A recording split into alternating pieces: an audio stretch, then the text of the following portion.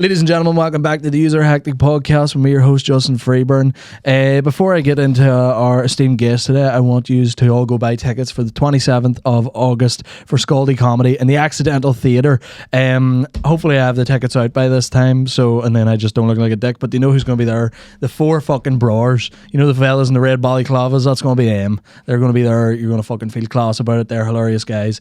So get your tickets to that on Eventbrite. You can go on my link tree on my Instagram bio. You can get them there. So before we do anything, go do that right now. Pause this video, like and comment, tell your friends, whatever.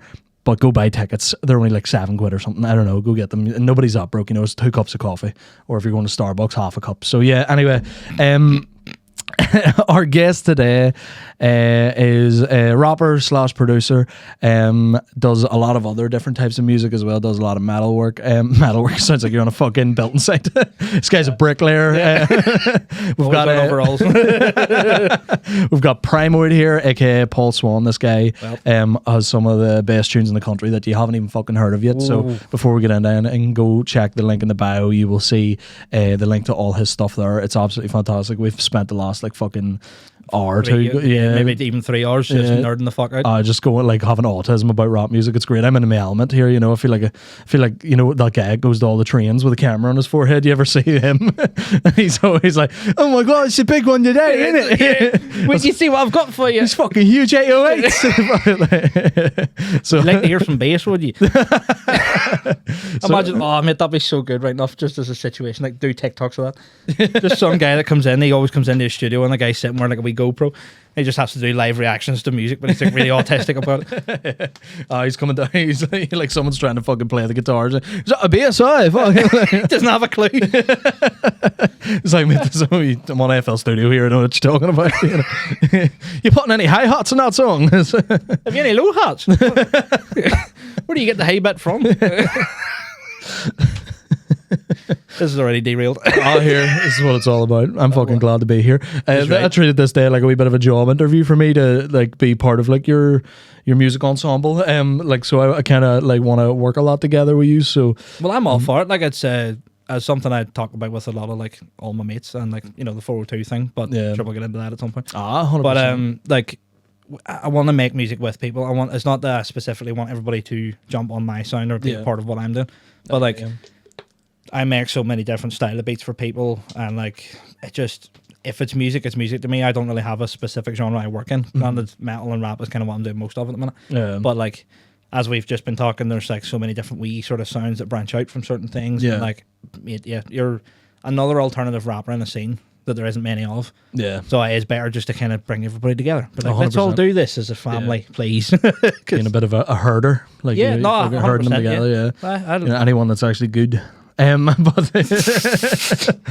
you know so if you're not involved, if you don't know now, you know. Insert the last word. Didn't want to say the other one just in case you spoke over me. That would have been awkward. But so you've been telling me you've been doing actual like rap music production for 4 or 5 years. Well, have you been doing anything longer than that, or? So yeah, it's as I said, I was saying earlier, it started like.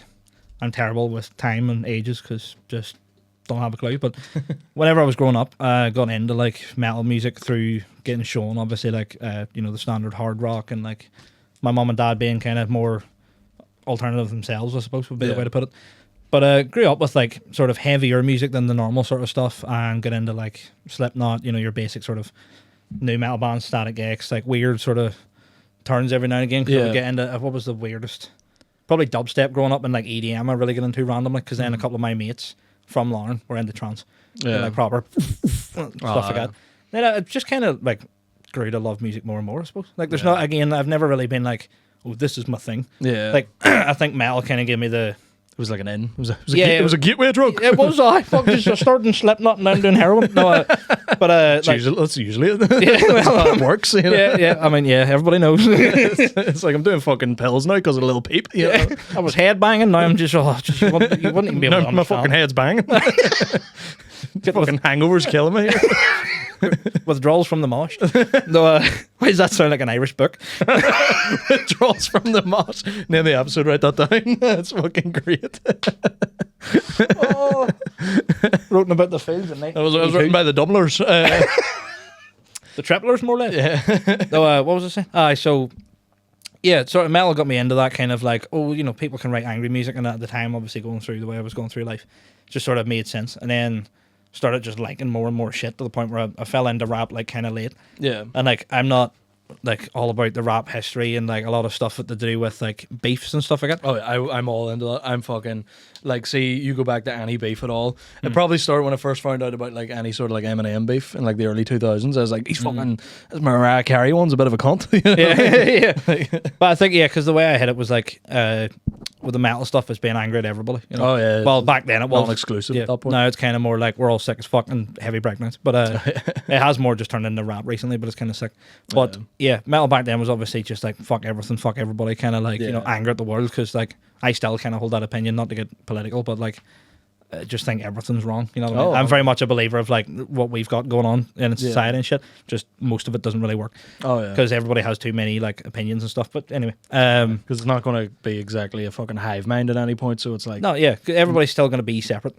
Yeah, I think like the answer to everything is just tolerance. Like, it's, if you don't like something, why can't everyone just be like, I don't like it, but it's not affecting me. Just a lot of people get confused on things affecting them. Like, that's where like I think where the world goes, where if something directly affects you and you're angry about it, happy days, go out and do whatever the fuck you want. But if something's not directly affecting you, then why give a fuck? That's the approach I take to life, you know. So put your effort and batteries into stuff that you actually care about, and not like let them waste on stuff that really shouldn't matter. Yeah. And but obviously that's subjective to the person. But anyway, I got into like that sort of angry stuff, moved throughout it, but the beefs and stuff and rap I never really kind of caught on to. It was more like, as we were saying, I really like tasteful stuff. Yeah. So like growing up, Wu-Tang wasn't a big thing for me. Oh right. Right. But whenever I found Method Man, but the song Method Man by Method Man, I can't remember if it's the original. Stick a fucking coat hanger on the oven, whatever the fuck he says. Poke, yes. That whole start of that is just phenomenal. Yeah. But that's how I used to write comedy.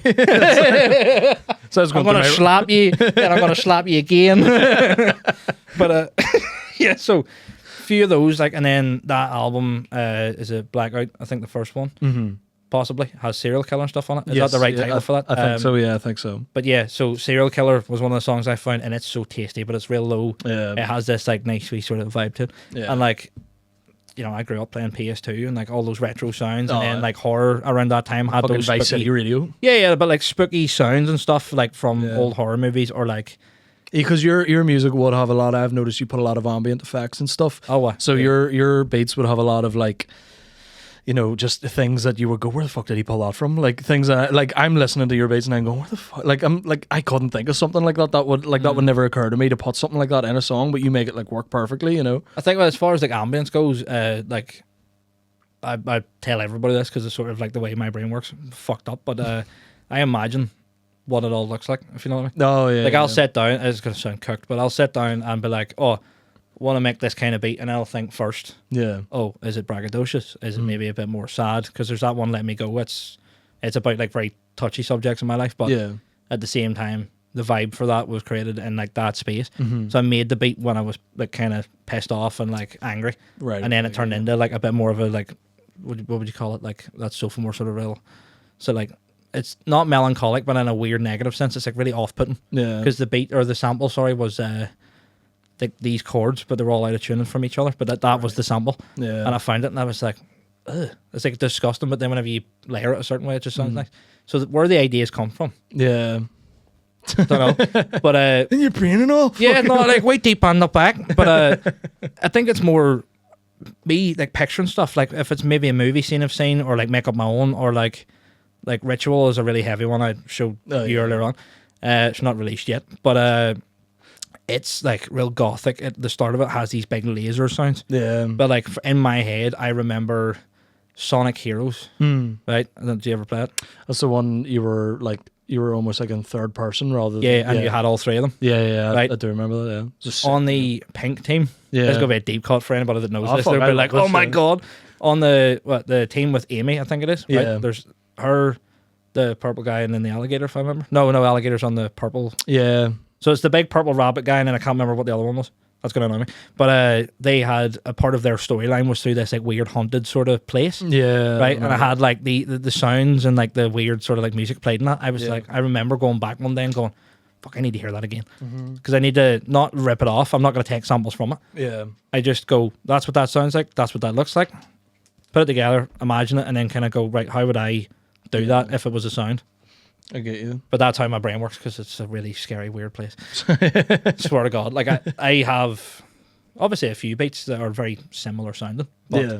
that's because I like, my sounds and I like the way they go. But Sounds good. Who gives a fuck if it's it's just music. AC/DC, whatever works. Oh, yeah. Why change it? Everybody's like, oh, AC/DC, or, they're mental. And then there's like, yeah, but you could get like literally a blind monkey to play the drums. Yeah. Honestly. And at the end of it, it's 14 million streams in a day. It's like, easy. There's the cheat code. Like. that's, so if at the end of the day, if it works for you, it works There you for go. you. Here, see all this trading shit? This is a PSA for everybody out there. See, trading, fucking pyramid schemes, fucking, you name it. Nah, just write hard rock. That's literally it. Done. You're doing the wrong thing here, Aye, exactly. Or get into comedy. That's a cheat code. You can just be the biggest wanker you've ever wanted to be in your entire life, and people pay you for it. Yeah, So oh it's my God. not for a few years. You'll be broke for a few years. This is what we always say. We'll always say, who's going to be a comedian after a recession?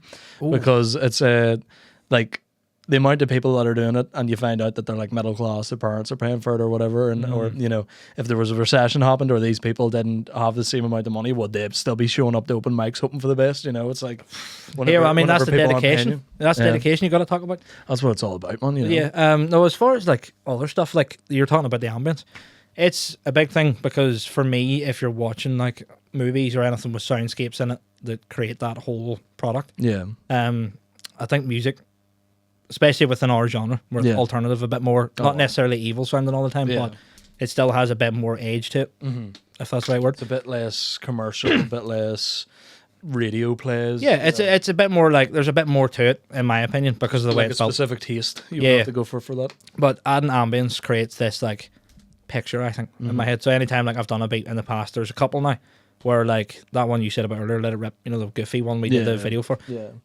It's like there's next to no ambience in that, but that's because that is like boom bap. That's just pure back in the day, like stuff like that. A couple of fellas around a bin on fire. It's right, just going at it. You know what I mean? Yeah. Just freestyle for the crack, but like sick video idea, by the way. Get one of them fucking barrels, just 4 or 5 guys standing around it, just having a wee mini cipher, but do like some effects and stuff. Oh, do you call it? We'll cut this out. Yeah, fire outside the booth. Fire outside. Fire out of the booth. That's sick. But so I think that's just mainly it. And like adding loads of textures, weird sounds, doing a lot of effects with vocals in the background that you don't necessarily actually hear a lot of the time. Because a lot of people, like, their ad libs are quite loud, or their embeds are very overpowering, or they like effects and stuff on it. This is just local scene kind of thing. But with me, I try and hide everything as much as possible while also still getting a use out of it. Yeah. So it's just I don't know. Like, there's a lot that I do that I don't really understand. Honestly, because even listening to your stuff, you're sitting going like, oh, it's not that good, it's not this, it's not that. Like I say that where I'm like, oh, it's not mixed, it's not that, and then people go, what the fuck? I get you. But it's like you've heard it so many times and you want it to be this. It's, you know what I mean? Like, well, a lot of my old stuff, I like at the time I thought I was like, I'm the best in the world. Like, and then listening to it back 10 years later or whatever, I'm like literally. It pisses me off to hear it, because it's also like just a big learning curve for me, because it's always constantly like every song's a better quality, every song's got a better verse, every song's got. I'm always like, I'm not aiming to be better every song, but I just notice there is a bit of an evolution with it where I go, oh, it's just time is making this sound better, rather than me getting better, sort of thing. That's like as you were saying outside, like. You can't just learn how to ride a bike by just jumping on it and just going. Like, granted, you can. That's where you start. Yeah. But you can't get, like, you wouldn't be able to do, like, downhill mountain biking your first time as a 3-year-old. Like, yeah. I learned how to ride a bike yesterday. Done a triple backflip there, too. You know what I mean? Class. I know. But what would be your... Because I have, like, a very wide range of rap music. You were talking about, like, your actual... you didn't get into rap music until late and stuff. I think I was about 4 years old. My mum first showed me an Eminem song, and after that I was like, I need to find out who is involved with this, who else does this shit, what is 4 years old, and you're like, you're hood up in your onesie. Swear to God. I remember like getting told off in school for like in like primary school for like us like singing like 50 Cent songs and all. Like we were big into old Curtis Jackson, by I'm telling you. We loved him, and like so we would be getting told. And I remember there was, you know, the song My Band by D12. Yeah. Like we were singing the lyrics of that, and it was like you know, please let me suck your cock, and like the teachers being like, do you even know what that fucking means? You know, and we were like, I don't know, before and Slim Shady said it. You know? So we the man outside the gate, he really loves that. yeah, so we like loved all that, and then like I found like a group of guys that I started like skating with and stuff, and they were basically into rap music too, but they were into like the other end of rap music, which is the commercial end of it, which is what you would consider like DJ Khaled music, of like, you know, like you're talking about Rick Ross, like T-Pain, all this sort of like, you know, like they loved all that, like the Cash Money Records sort of end of you know, like the Drakes, Lil Wayne's, and I was like all underground. I was like, no, see if you're not fucking hops and I don't like you, you know, like if you're not dissing the best rapper, I don't like you, you know. See if you don't have mental problems, don't want to hear it. Exactly. So, like at fucking 10 years old, why did I want to listen to how much money you had, you know? I wanted to relate to you. I wanted to be like, yeah man, I hate my wife too. Like, you know, like, so I didn't know you had a lisp. Or a speech impediment, one of them. Slim Shady. It's Mike Tyson doing Slim Shady. Hey guys, you know, it's Mike Tyson here. Imagine him doing rap god. It's got this fucking beast inside of me, man. I'm fucking like... Oh my god. But no, I like, so whenever I got into it, that was like it was like an evolution of music that I started liking, where it was like, it was angry rap music, angry underground, or not under, Eminem wasn't underground, like, but you know, it was angry rap music. And then whenever I was maybe 11 years old, I discovered YouTube, and I was like, oh, here, all these like guys are putting music out that you'll never hear on a radio, you know. And it was like, I can't even buy their albums in this country, so it was like I was listening to Hops and Tech Nine and all these guys that were being a bit edgier, even though nowadays it might be considered corny. At the time, that was like the biggest shit. Hobson was the biggest rapper in the world at one point, you know. He was fucking killing it, which is nuts, because like there's good few people I hang about with, obviously not just my music mates, but like outside of that, they're very opinionated when it comes to rap as well. Like, a lot of them don't like him. I get it. I understand. It's one of them things.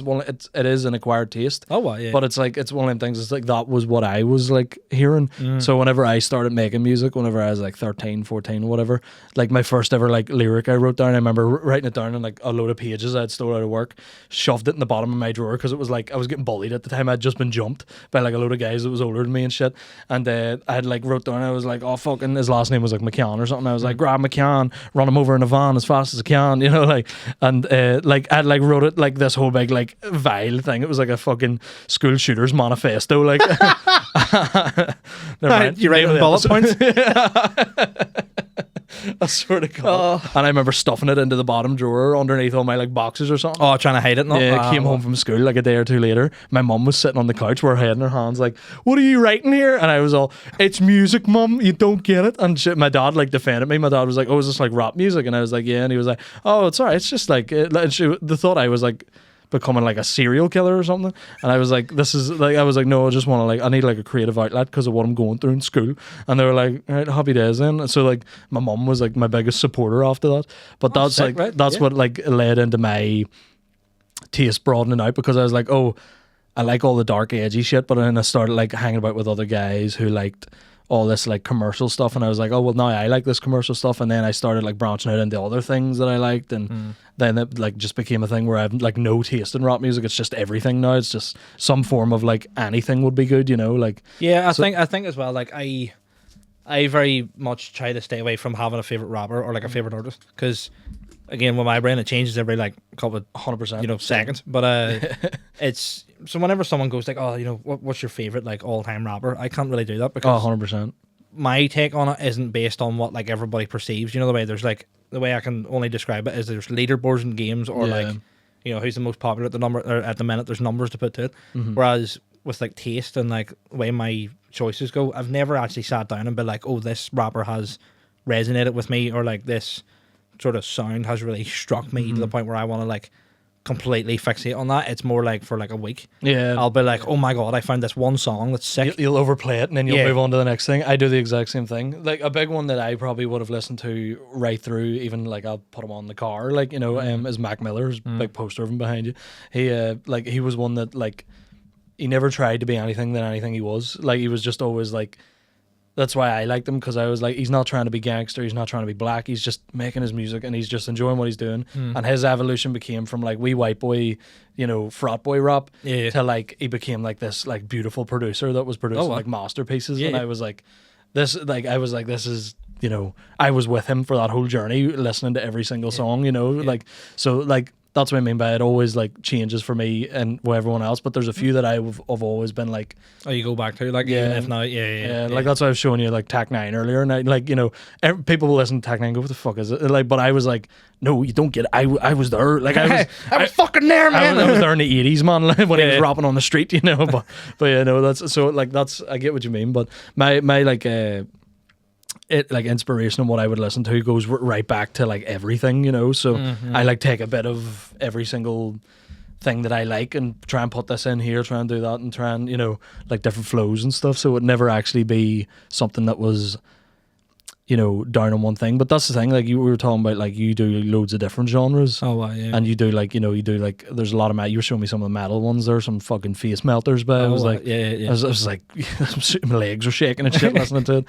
I was like, this is just gonna fucking fall down. I was like, the neighbors are complaining. And, not loud enough, you know. And then you go into like you've sent me like trap beats over and stuff, and I'm like, this is great. These are fucking wild, like some Memphis sound and shit. And then like you'll go into like, so like, you know, all the ones you show me you were on were all boom boppy and things like that. And I was like, this is so wide. So it's like, you know, it's crazy to think that you did get into rap late, because there's so much of like a spectrum of music that you've produced. Oh well, so like it's crazy to think that, you know. I think that sort of like a good way to come off that too is like, with growing up and going through so many different like friend groups as well, and like, you know, having different influences throughout, again, don't ever really pinpoint like when I got into something, because I think there's always strips and drabs of the stuff before that, like, as you say, you kind of go, oh, I like that, and then it may lead into something else, because like, because then you're looking something that finds then you're finding something that sounds like that thing that you liked out of that, and next thing you know, you've got 5 new artists that you like, because they all sound what you like. Even today, there like that happened. We were talking about like Puya, Tara Reid, Fat Nick, Shakewell, right? And them two at the bottom, right? I don't really necessarily actually go out of my way and listen to. If they're on a song, then I'll be like, oh yeah, it's sick, if the song is good. But only there today where you showed me something where I was like, I might actually need to go check them out. Because like I'm missing like a whole nother wee bit of like that whole big thing. Because they are, in fairness, they're a big group of people. I know. But that's kind of what we were talking about earlier, and like the way that your sound kind of then fits in with what we're doing, and it's not necessarily like, oh, we're like a thing now. It's just not like, be around the people you want to be around, and like make the music, and just your inspiration will then widen anyway. 100%. You know what I mean? Yeah. Because I literally like put up one snippet of like a boom boppy song, and it got like yourself, there was like homegrown and stuff looking to work on stuff together after that, and I was like, that's what I wanted. I was like, I didn't like, anytime I've put out like a trap beat or something, everyone's like, sick, fuck off, you know. And then I put out that, and I was like, oh, these are guys that like this music, and I was like, oh, this is sick, you know. So it's great to see that. But you were saying about like how, you know, you have like this like collective of people that you work with. It's not essentially a group, but it's, you know, like it's like a group of guys who all have the same sort of mindset. And what is the relevance to like the 402 with that? It's called for that. Was that the EP's name or? So originally, the conversation came from me and Woozy. Where he has wanted to like kind of, I suppose, put a name on me and him, because we were the ones doing the most evil sort of sound out of all of us.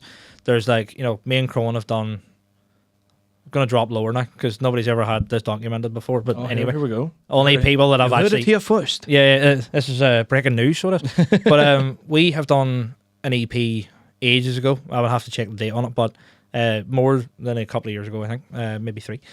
But did we drop it actually 2 years ago? Can't remember, but it's called Mothership Terrestrials, right? Right, okay. And it came out of me trying to make... Joe Rogan kind of name, oh, isn't what? it? Yeah. It's Mothership Terrestrials, like MT, but it came out of me... I started producing, and I was making real, like, I mean proper PS2 sounding ass music, right? But it then...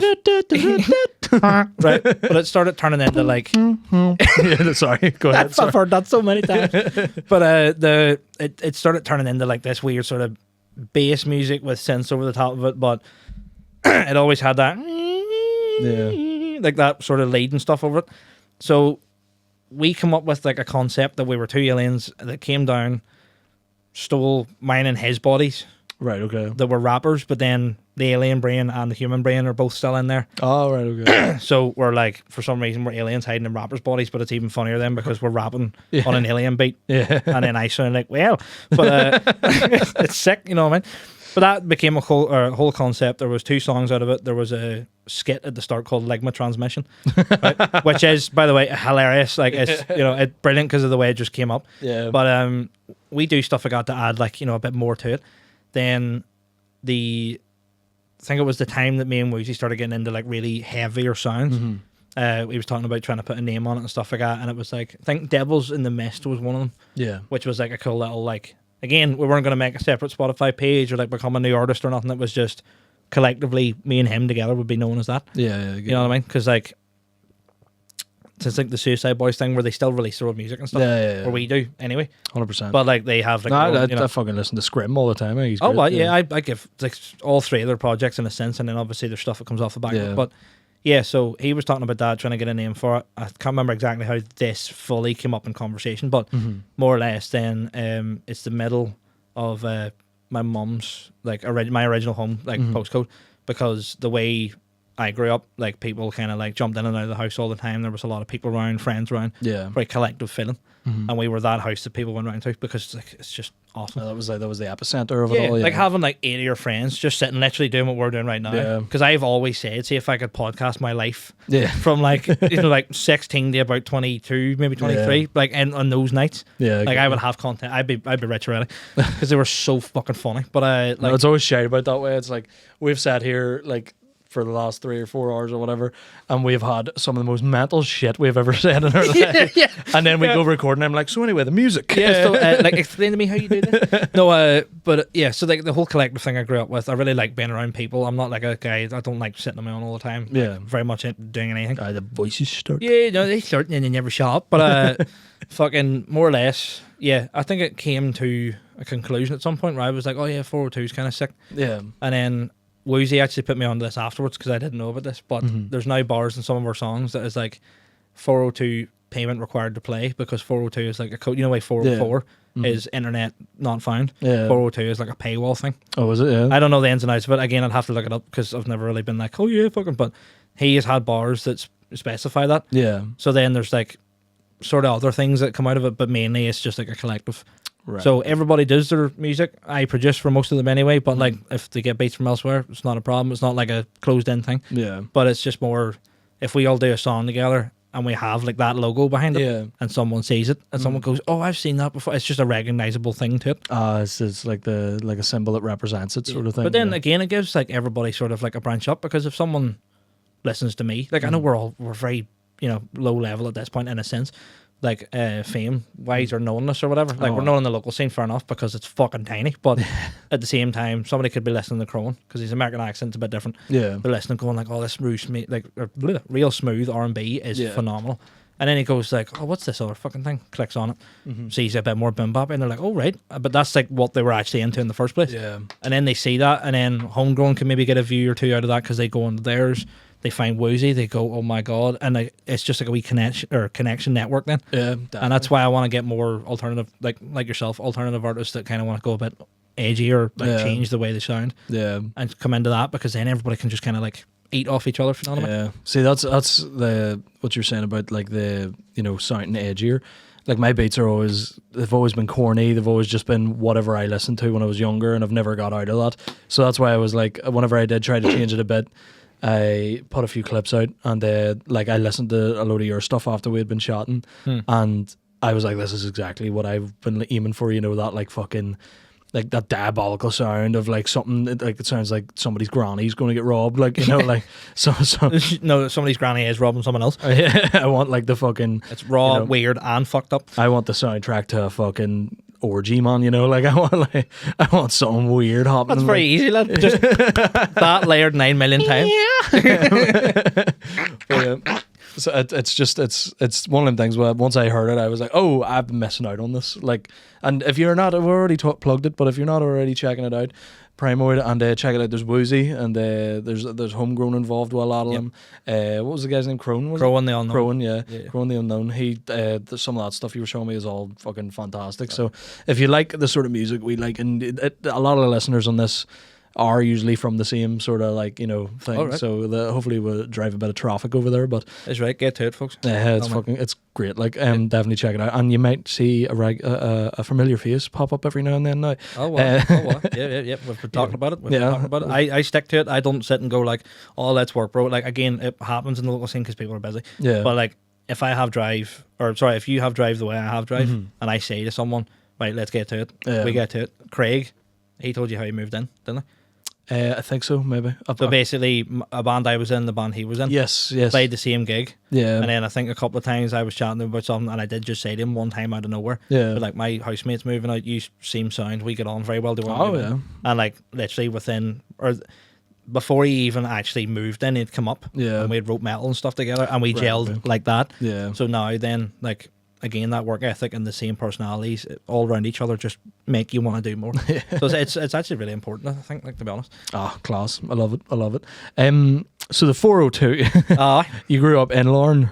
sadly, lost so many fucking brain cells. My condolences. Can't say anything. The butt of every joke in Northern Ireland is Larne and Lurgan. Yep. So we're one and the same, man, you know. Right enough, no wonder I felt at home when I got here. You came down, you sat down at the back, and you're like, this is exactly what I need. I was like, All you can hear in the background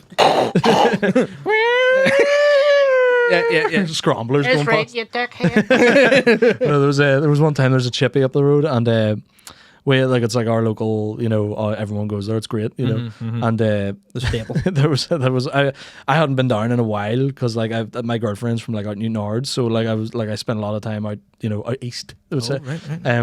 On holiday. And I came back and I was like, oh, this is I can't wait to get this chippy, I feel at home, you know. And I walked in, and I literally hadn't even ordered my food yet, and I just heard it, like the girl from behind the counter stormed past me, and she came to the front door and she went, Paul. And I was all, and I hear him going, what?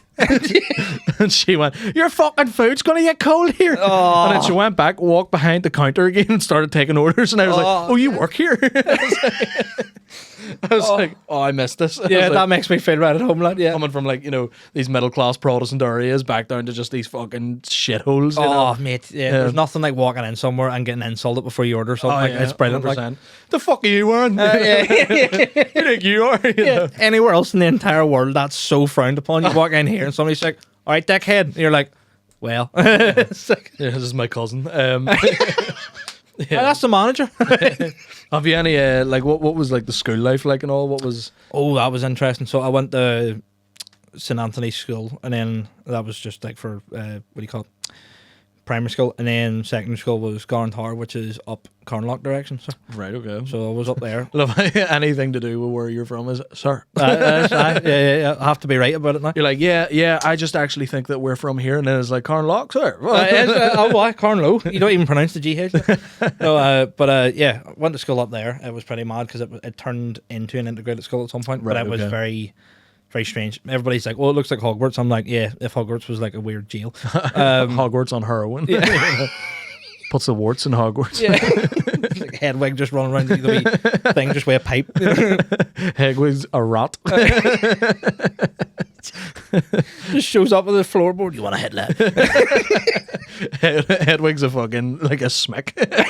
The wee Burberry cap. They're like, oh my god, have you got an owl? It's like, no, he's my dealer. And I'll know just a quarter lad. I don't have owls in at the minute, mate. None of those.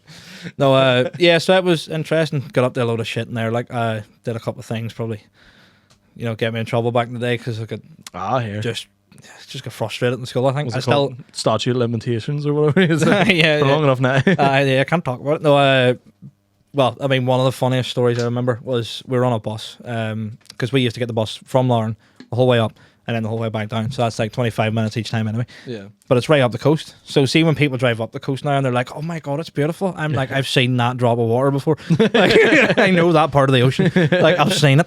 No, I always laugh because every time we would go up to like, Glenariff or whatever, just stay up, Beautiful, and you meet the people there and you're like, why are you all so sad? Why is everyone, you're the happiest person I've ever met from that, like the Seriously? northeast of the country. I swear to God, everyone I meet from like Larne, Ballymena, like Glenariff, all those sort of places, I'm always like, you live in the prettiest part of the country, the part they show in movies, and you're the happiest person I've met from it.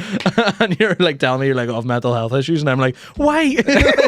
Why could you not have been perfect? I'm like, there's fucking water. Anywhere with a body of water, you're sweet. Did you have a beach and a McDonald's?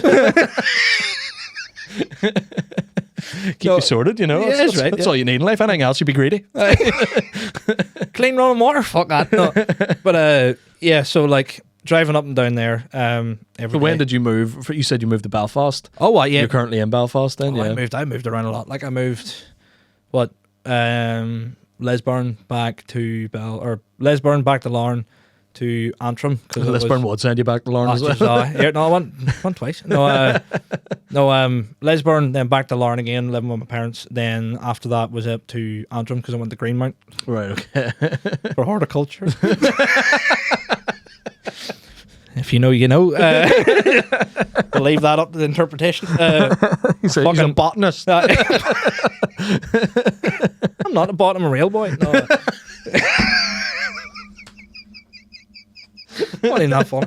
So stupid. Told you that my humor is broken. Like it's not okay. Yeah. So for some reason, went to do agriculture. It was great crack. I learned how to cut the grass really well. I can prune bonsai trees and all. Oh, why? Yeah, admit that. Mr. Miyagi with a few fucking spliffs. I mean, he was out the back just pruning trees. No, it was crazy. No, yeah. So went and did that, and it was actually good fun. Lived up there for a while. Moved back again, moved back again, and then moved to Belfast. Right, but like the rate of that window is like 2 weeks. Oh, was it? Yeah. Swear to God, I literally left Greenmount being like, or not left the course. We moved out again because I think it was something to do with the second wave of COVID. Do you remember it was like Star Wars 2 where it came back? Then, yeah, after that, I moved back to my mum's house for a little bit. And then randomly, John Quinn posted on Facebook looking a drummer for his mate's band. I was like, I'm a drummer. Yeah. Class. I need to get out of Larne. Let's go. And up the Big Smoke, I went up, met Milo. You're literally living like the starving artist sort of life. Like it's what? class. Like, Yeah. like see a post, you know, so you ever watch like fucking School of Rock? I've seen a sign, sorry. The Facebook post by the some man. rent was due. But yeah, so I was right up to Belfast one evening, met Milo, went up to Treble King where I live now. Yeah. Jammed with the band Benedict Grapes for the first time, which is a band I was in for a while. It was like a hard rock sort of, well, not hard rock, like rock indie comedy sort of vibe. Oh, really? Pretty good. It was like good fun, like. Yeah. It's good. But yeah, I moved in. Just doing bowling for soup songs. Fucking. Yeah, mate. Here, you have to get soup somehow, like. But can't eat. But I think it was that weekend I ended up. Bart actually said to me because I went up that night to practice. Yeah. And originally was going to go back to Larne. Right. Okay. Like back home, and then Bart or me or something. I was just saying something about having to travel, and he was like, "Oh, you can just stay here." I was like, "Oh, sweet." So I slept in the sofa that was in the bottom back room. You'll see it at some point. Yeah. And like, there's just like sort of like a whole windowed frame thing, on the side of the house with the door there. Yeah. Just like windows on the bottom and all. And I just woke up there in that morning with the big hill behind us and like all the trees and shit. And I was like, "Wow, this is kind of sick." And then I thought, fuck, I'd love to move into the studio because that's like my dream. Yeah, you know what I mean? 100%. Grew up wanting to make music. And I think he asked me that day. Oh, really? Yeah. He There was was no like, dicking about there. "No, Was it? This guy could be a murderer. So I literally, they still don't know. No, I moved in either that weekend or planned to move in that following weekend. And I literally ever since. And then, so what I've done since then, I've had relationships and I've had like other houses. Yeah. But I kind of live in both, if you know. It's a back and forth sort of thing. 'Cause, Yeah. if you in that way, if you got to do that, you got to do that. But like, I'm not losing that studio because like that's where I grew up doing my stuff. That's Yeah. what I love. Like, course I'm going to do it. Exactly. That's Yeah, right. And now I can visit Lauren. Visit. Now you don't have to be claiming to be from it. You're just like, I know I'll visit, but I'm coming back. Just remember I'm driving in and out. Just don't block the road on the way out there. Yeah, that's crazy. That's actually like, it's cool to like find out that you're, you sort of have had like the, as I say, like the starving artist in New York sort of vibe, where you slept on the couch and then everything sort of went up for you and did better things. And Yeah, moved no, on. yeah. I never like.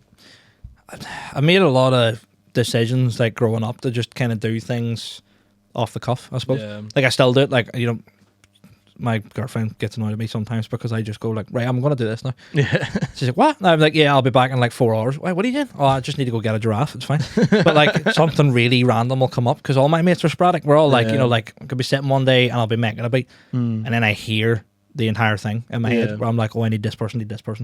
Then there has been days I've rang Crowan, like middle of the day. Come down. Like, what are you at later? Oh, well, fuck all. I'm like, right, studio? Yeah, right. Class. He's there, song's done that night, and then like you just have it. But like, no, I've always done that where I've been just like, well, we'll just see what happens. Like I've stayed in some places, like it's not. Some Dave. Yeah, I Tell you one thing, it wasn't the Ibis. no, it's just fuck me. One of the ones was like a house party I ended up going to. I only knew one person at it, Really? and they went home. Then I live here now. Squatters' rights. Yeah. No, I just remember going there and like he left and what do you call? Oh, it's like a shop up near there. It's over. Do you know where Cuckoo used to be? Yeah. Right. Yeah. So it's like that estate down from Right, there. okay. If you know what I mean. It was in there, right? But there's like a wee shop up, either up the road or down. Can't remember because it was steaming. But I went up there, came back down, and on the way into the house, Yeah. the person I knew was leaving. Right. And I was like, all right, well, sure, I'll see you later, bro. And I wasn't going to be like, all right, sweet, and turn around and follow him out and just go, fuck that. Yeah. I was like, I'm here now. Why not? I ended up sleeping. This is no joke, right? They moved all the furniture out of the living room because they were doing like a party, Yeah. right? And it was New Year's Eve, right? This is why this was kind of screwed up. I remember coming in and we were trying to like sort out places to sleep. This was like 2 or 3 in the morning. And they were like, all right, so he wants to sleep where, whatever else. And it's just all these cons. And I was like, this is a fucking hostel right now. Like, there's just one guy in the middle that like maybe owns a house wearing a referee t-shirt going, right, you can have that corner. My turn to use the kettle. Mommy said I can have the fire of the night. But they put 2 I don't know why, but they put 2 like, like real, like kind of like this, but like the big rounded leather ones, right? On top of another one. Right? Like a bunk bed, but it's Yes. Someone slid in that space. I haven't even started the "Are you a piece of shit" segment yet. Yeah, that's one. But that's the headline of it. No, but I remember whoever it was like, "Oh, do you want the top or the bottom?" And I looked at them. Yeah. Kind of went, you want me to be? no. It was more, do you think I'm fitting in that space? I mean, unless you have baby lotion, nah. You know what I mean? But I remember sleeping on the top one, right?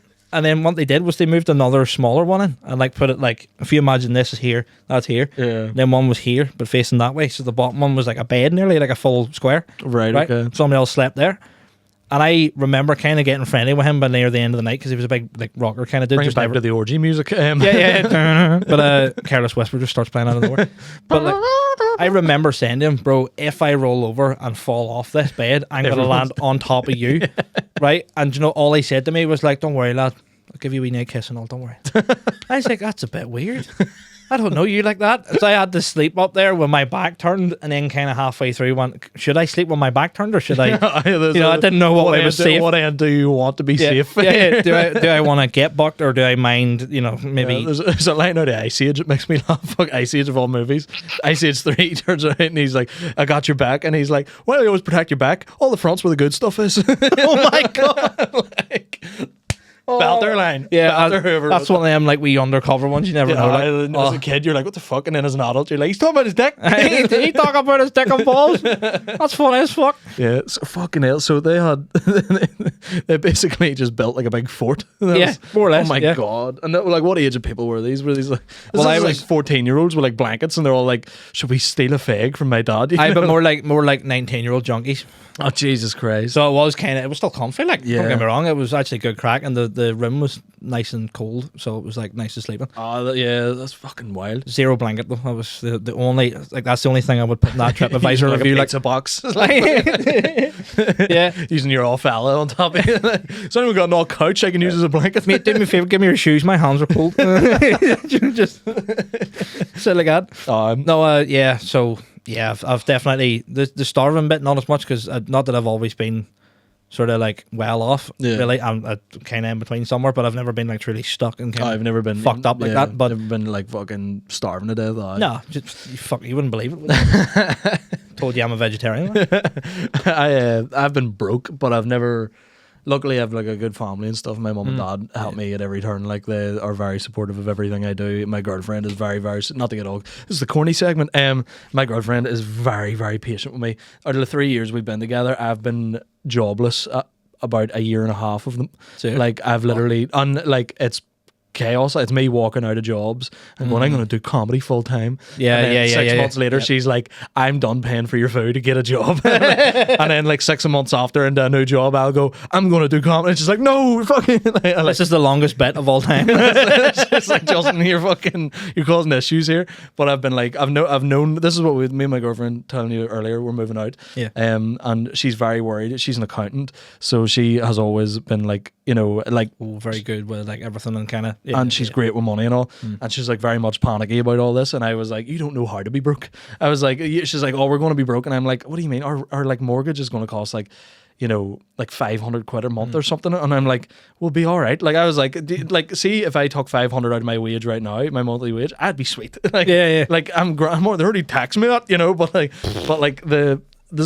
like she is very panicky about being broke, whereas I'm like, I can live off nothing. Like, I've been there. I can be a bit of a scumbag with it, but I've never been like stuck on couches or anything. So it's I've been lucky enough to be like that. I'm very aware that is a bit of a privilege, Very much the same. Like as I was saying there, like my girlfriend, she's insanely good to me. Like she, make sure I'm in a good headspace when I'm doing all this stuff, because I'm doing so many things. It kind of gets overwhelming because it's all like, track this, record this, mix this, put this out, talk to this person, get this sorted. Like, it's the same thing with my girlfriend with comedy. Like, I am very much like, I need to be doing this constantly or people forget who I am, Yeah. So I took like a month off comedy, didn't get an odd gig for 3 months after that. I was like, fuck, this is shite. So I need to be constantly on top of things, constantly, because you don't really have like a fan base. It's more just like you're sort of hoping for the best that other people can help you out with stuff, in the sense of like, I run a gig, a few comedians come down, and you're praying people buy tickets, yeah, because because I'm not booking fucking headliners, because I'm like, I'm not paying you 300 quid to come down here with 4 people, like, yeah. So it's that, in that sense, it's like you're sort of at everyone else's mercy. Even though I'm doing everything myself, I'm doing it like, I've no one to fall back on but me, but I've like very much like, I'm at the mercy of people buying tickets, So like, my girlfriend helps me with all of that, and by the way, this is going to get us some fucking points in the relationship. So Yeah, it's right, yeah. Not that other she's podcasts are all, so women, they're stupid. we're No, like, well, but we're fucking shite without it. please, Thank don't you. leave. Oh yeah, thank you. Yeah.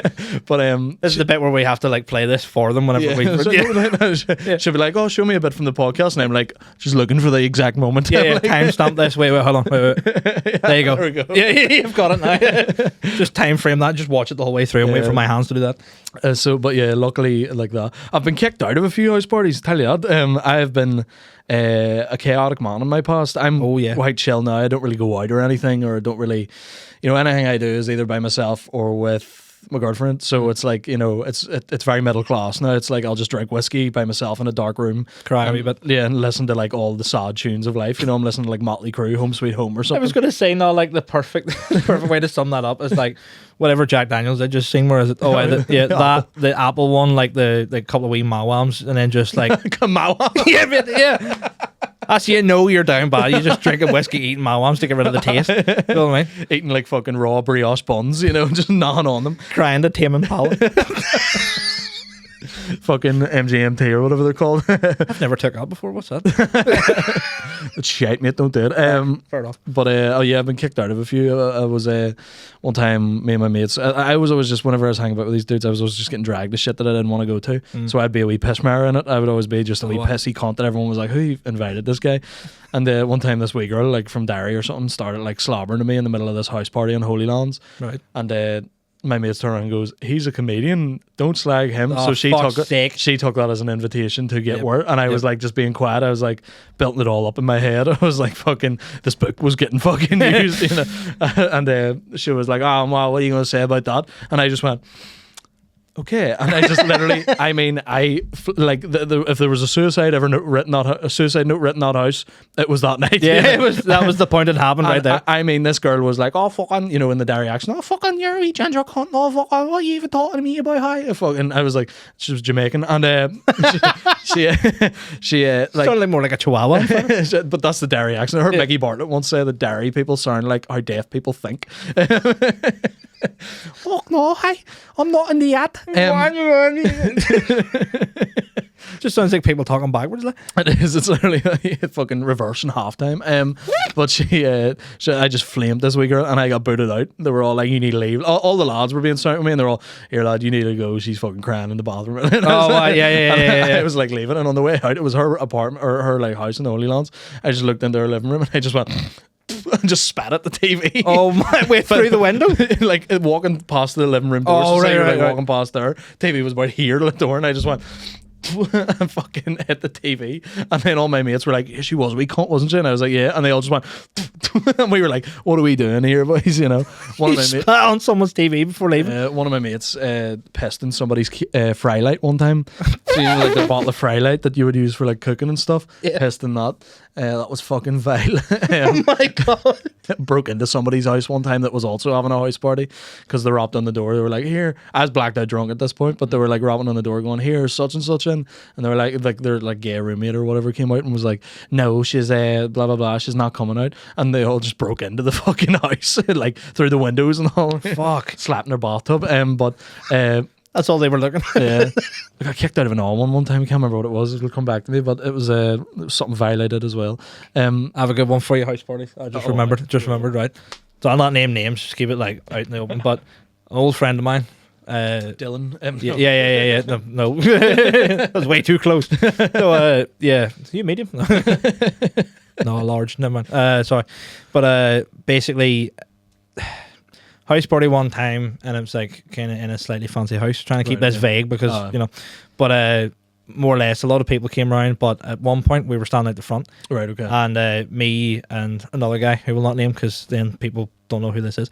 But we were standing out the front, and way down there's like a bit of like their front garden was quite big, and then there is like the street. It's down, you know, like Trippers Lane, Yeah. right? It's like there, right? I know what you mean. Yeah. So this guy's walking past, and because we were out the front, and you know, like a bit of loud noise was going on or whatever, drunk people walking past were like, "Oh my, yeah, man!" Just jumped the wall right into someone's fucking front garden, right? Walked the whole way up, right? Get up and came up the door and was like, "Oh, what's happening? Oh, what's going on here?" Like, "Oh, it's just a party, mate." But like, I was trying straight away. You've got the Westy voice down, by the way. "Oh, it's no bother, mate. So I fucking shan't." Right? Why does that? It always sounds like something's wrong with a car. That's what I always think. No, that's, the way to do it is whenever they finish a sentence, it sounds like they're getting closer. Where they're asking you a question. Yeah. But I was talking to him and he was like, "What?" That's what I mean. Like, everybody's kind of like fucking talking all the time, and I was just looking to take gear and all. But he basically was standing there talking like this, just going like, "No, mate, we're just out in the drink and all, and just trying to get in somewhere and all." And I was like, "Mate, this isn't a fucking nightclub, you mad cunt. Like, no, you can't just come in." You know what I mean? 20 quid. ID on you, mate. But he went in anyway because I'm not about to get in a fucking fight, you know, mate. In my house either, like. But I kind of watched. Yeah, I watched him walk in, and then I remember in my head turn around to my mate that was standing there and just going, "That was probably a bad idea, wasn't it?" And he goes, "I would have been good crack." Like. Let's see what happens. Yeah. He goes, out. "Just be right." So goes in, right. Now Give it a few minutes. I wasn't here for this part, right, because I left, right, because again I lived in Lawrence, I had to get down to there, but I left early, and I remember leaving, and at the time the guy that we had let in unless maybe someone maybe worked out they did know him from somewhere, and it kind of all calmed down a wee bit. Yeah. Because it wasn't just a random person then. But they get absolutely steaming, right? They just kept taking other people's drinks, right? Yeah, and no then, PD. yeah. And then at some point, they'd all want to order food, right? And whenever they'd all sat down to order food, they all collected the money up and then gave it to someone, Yeah. right? Who then, I don't know if this it's, is going. but yeah, just set it down somewhere. Maybe they were talking about something, Yeah. whatever else. The money then disappeared. I don't even know if they got food in the end, right? But what the crack was, I don't even know if they got it in the end. yeah, you know, that's Not the, even worried about the money. They're like, it's fucking Chinese. I think. mate, imagine you'd be devastated. Like, oh, I I'd be lost 20, yeah, lost 20 quid, but I got my 12-inch pizza. I mean, fair enough, right? Fucking wee ball. But I got home that night, right? Went to bed, got up in the morning, and I think it was like later on that day, I got a phone call from the guy that owned the house. Yeah. Well, you know, whatever. His parents owned the house, but apparently what happened was that guy got that drunk, obviously off stealing a load of stuff or whatever else, ended up in the bathroom and threw up everywhere. Right? They then opened the door being like, yo, what the fuck are you doing? You dickhead. What are you at? Right? Because everybody else was sound. Like, we've all been doing that for, well, I mean, we've all been drinking from a younger age in a way. I only started at 18, but like in the house parties and all, there was people that were, you know, down a bit or up a bit or whatever. Yeah. But the age group was quite vast, so everybody kind of behaved. Yeah, You know what I mean? Like, there was never anything mad happen. But he threw up all over the floor or whatever. And whenever they dragged him up and like, we're like, you're going to fucking clean that. You know what he said? Now, bear in mind, you ever seen them like tiled floors that have all the designs on them, but they're all like shapes? Or like maybe birds and like it's all like fine detail, right? Yeah. It's like that, but like white and black and blue colours to it. Right, Right? okay. And then there's like wee diamonds and stuff in the corners. He turned around and he's like, mate, I can't clean that up. Like, you're gonna fucking clean it up. And then they threw toilet roll at him, like, clean that the fuck up. And he's like, lad, I can't do that, I'm colourblind. And then left, and they all just were like, whatever, like, get the Imagine fuck just out. being stuck up. Fucking. Yeah, but like the excuse, Every I know colorblind is. I threw up all over the floor. I can't clean it up. Why? Because I can't read. So, I'm mate, dyslexic, mate. I can't. I mean, honestly, I can't clean that sick. I'm autistic. Fucking. see, the problem is I don't know which one's blue roll or white roll. You know, Use one of it. I can't tell the difference between the antiseptic and the bleach. Mate. Wait, I've been drinking Clorox this whole time. It's like, yeah, mate, you brought it with you. Mate, I'm not dyslexic. I've been shaking in my hand and wiping the toilet bowl. Flush in the shower. Oh my god! Reminds I've me. been putting mouthwash in my hands. I threw a house party here one time. My mum and dad were always cool with. Like, they were just like, I work away as long as it's like, you know, not too many people going absolutely wild, because you know I wouldn't let people in that were. Yeah, we never really did parties. We did more just like social gathering. Yeah, so like everybody would sit like this, kind of more. Yeah, like that's more what it was. But we would blast some music and all, and we'd fucking, you know, be up dancing and shit, whatever. Oh, right. Nobody ever did any like gear or anything, because there's a big point in this. It was a lot of. I think there was I had probably like 15 people. Me and one other guy were the only two white guys, and halfway through the night, like, so everyone's having a laugh and all, we're all listening to rap music's class. Halfway through it, there's a load of like African dudes as well. It's not like, you know, like American like black guys. These are like guys who are like, oh, we're going to behave. We're not going to fucking disrespect anything. Oh, you know? yeah. So Proper respectful. Yeah. And this guy, the other white guy, took a fucking seizure right over there. We used to have like couches there and here, and then there was the TV. No, the TV was on the wall here. So we were all just there, right over there in the corner of it. The other white guy took a fucking seizure, but there was no gear or anything. There was no, like, it was just all drink. Everyone was just drinking and stuff. And he, like, if we had to call his dad to come down and get him. And bear in mind, we were probably like 17 at this time. What? And so we're all like, you know, it's all underage drinking. Some wee lads fucking, my ma's shitting herself because she's like, you're all fucking 17. What are we doing here? Oh, Like, yeah. You know, and he fucking hit the seizure, and got him all sorted, and all. His dad came, we apologised. My mum was out talking to his dad, and he was very sound about it. He was like, this happens, blah blah blah. And one of the guys turned around to me and he was like, see, this is why you do not invite white people. And I was like, he was like, these fucking white boys. And I was like, he's got a point. This man's valid. I was like, none of you boys did this kind of shit. You guys are all fucking sound. You know? But you know, that was a wild time. But that was like before I'd hit my like, funny thing is, I ran into one of those guys. Sort of stopped hanging about with him, not out of like anything, just was basically because it was all like Portuguese, Nigerian guys, you know, people from like East Timor, Philippines, stuff like that. There was loads of other people. I think there was like one other guy that was like maybe like Polish or Lithuanian or something. And a very diverse. It was like a fucking the DUP's nightmare. My fucking friend group. I swear to God. They're out ratting and Lauren because of my fucking friend group, you know. But, oh my God!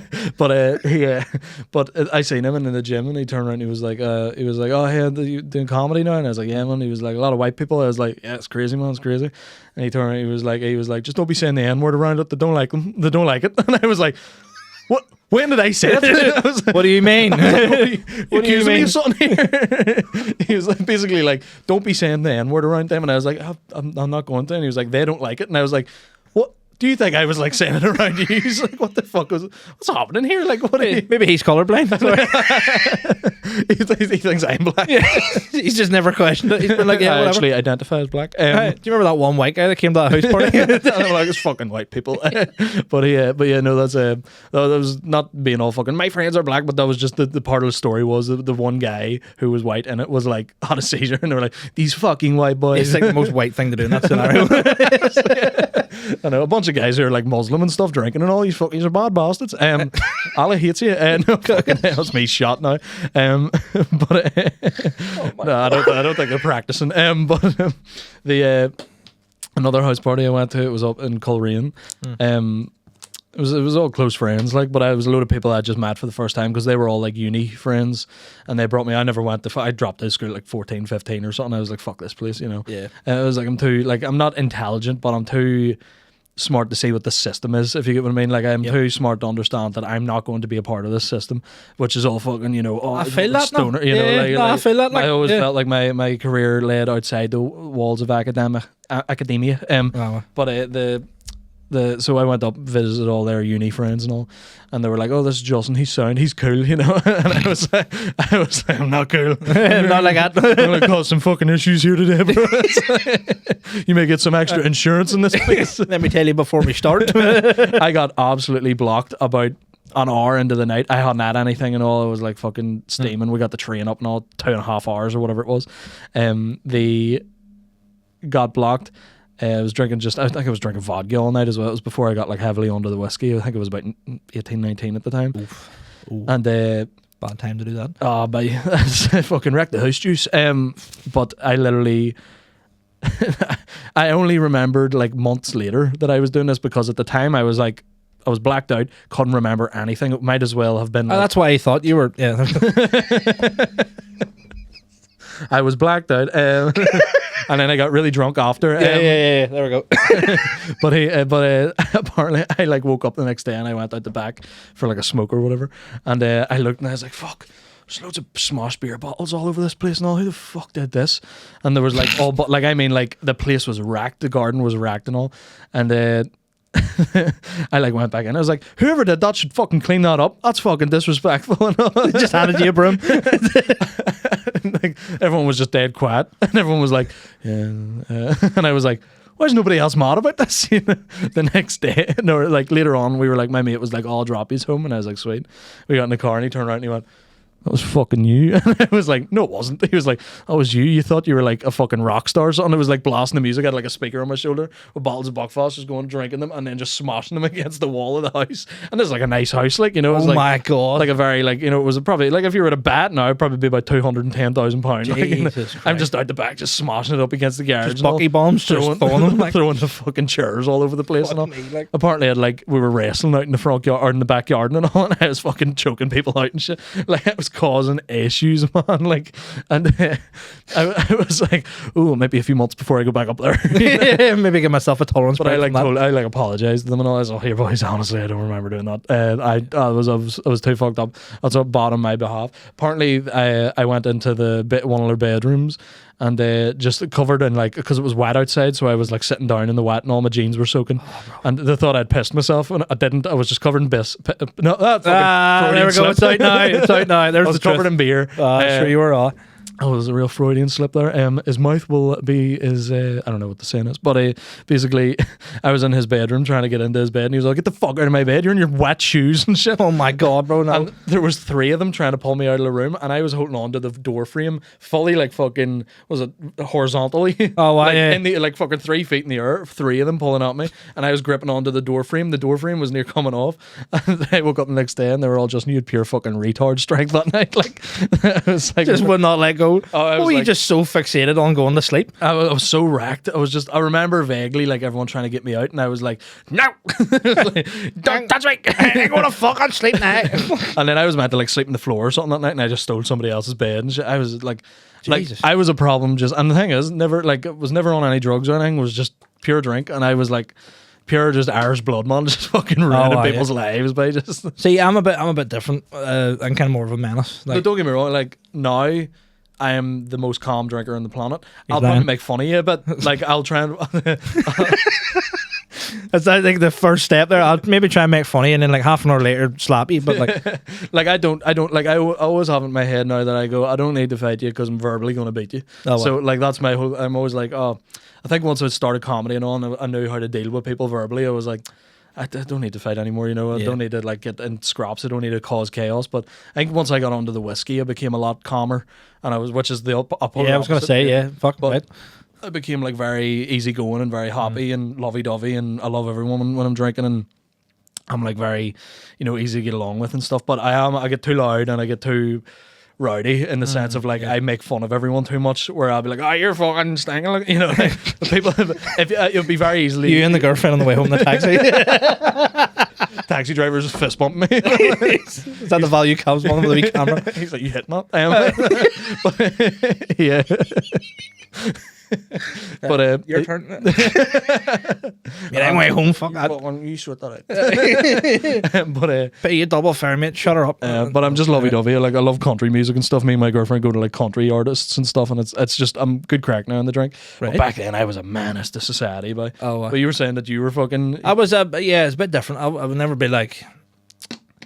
Don't think I ever got like properly derailed. Yeah. In a sense, like I never went and caused like major problems or shit like that. Mm-hmm. But I suppose with the drink now and stuff like that, I don't really drink heavily. Like, Oh, do you know? No. well, if I go out, right, and it's like mainly the Voodoo because I don't really like going out anyway. I get But that. Voodoo's a good wee spot. Oh. I know people down there. It's nice. It doesn't to seem like the kind of spot where you go in. It's like all young ones and all trying to piss you off Well, and stuff. It's I like, mean, you'd be surprised because of where it is in town. Oh. It's still very accessible to anybody anyway. yeah, But I get you. I think they just have a very low tolerance for any bullshit in there whatsoever. It's fucking class, dude. Which is good, but like it has that local bar feel, Mm. but in the middle of town, which is why I like it. But anyway, I go down there and like, I think even the last night that we were out, so my band there, we were doing like a reaction video. So we take my headphones down, play the stuff I was showing you earlier, like that single with the other two, Yeah. and then if anybody really liked it, we were giving out CDs, Oh right. right? Okay. Because like the whole concept for that is like anti-technology and anti-AI, so we're like, we'll I get bring you. it back to CDs then.